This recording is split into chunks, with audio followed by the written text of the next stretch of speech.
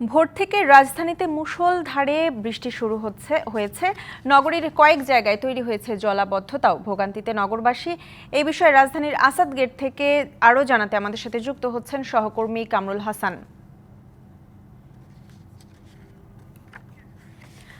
কামরুল, জানাবেন বৃষ্টিতে নগরবাসীর ভোগান্তি কেমন দেখছেন, বিস্তারিত।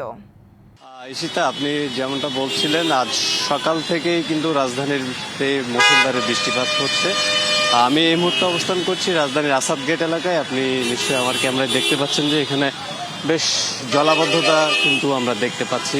আর যে বৃষ্টিপাত হয়েছে, আসলে বৃষ্টির পরপরই কিন্তু পানিগুলো নামতে পারেনি, যার কারণে সড়কের জলাবদ্ধতা দেখা দিয়েছে। আপনি আমার ক্যামেরায় দেখতে পাচ্ছেন গাড়িগুলো কিন্তু পানি মারিয়েই কিন্তু গন্তব্যের উদ্দেশ্যে রওনা হয়েছে। আমরা এখানে এসে যেমনটা জানতে পেরেছি, কিন্তু সেটি হচ্ছে যে বেশ ভোগান্তিতে পড়েছেন বিশেষ করে অফিসগামী এবং স্কুল কলেজগামী যেসব শিক্ষার্থীরা রয়েছে, অফিসগামী যারা রয়েছেন তারা কিন্তু বেশ ভোগান্তিতে পড়েছেন। আমরা দেখতে পেয়েছি কেউ আশেপাশের দোকানপাট, ফুটওভার ব্রিজের নিচেও কিন্তু তারা আশ্রয় নিয়েছেন বৃষ্টির থেকে রক্ষা পেতে।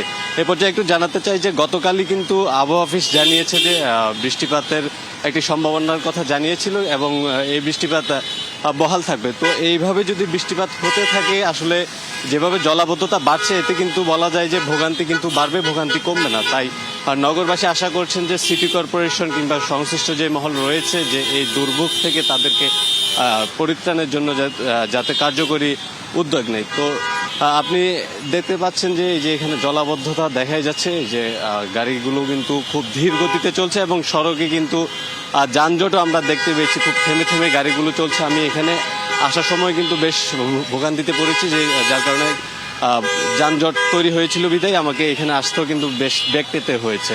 আপনি নিশ্চয়ই দেখতে পাচ্ছেন খুব ধীর গতিতেই গাড়ি চলছে আসাদ গেটের এই পয়েন্টটিতে। এছাড়া রাজধানীর ধানমন্ডি, সায়েন্স ল্যাব, কারওয়ান বাজার এইসব এলাকায় কিন্তু জলাবদ্ধতা হয়েছে বলে আমরা জানতে পেরেছি এবং বিভিন্ন গণমাধ্যম সূত্রে এই খবরটি আমরা দেখতে পেয়েছি। তো এই ছিল আমার কাছে রাজধানীর আসাদ গেট থেকে জলাবদ্ধতা এবং ভোগান্তির সবশেষ খবর। কামরুল, আপনাকে ধন্যবাদ।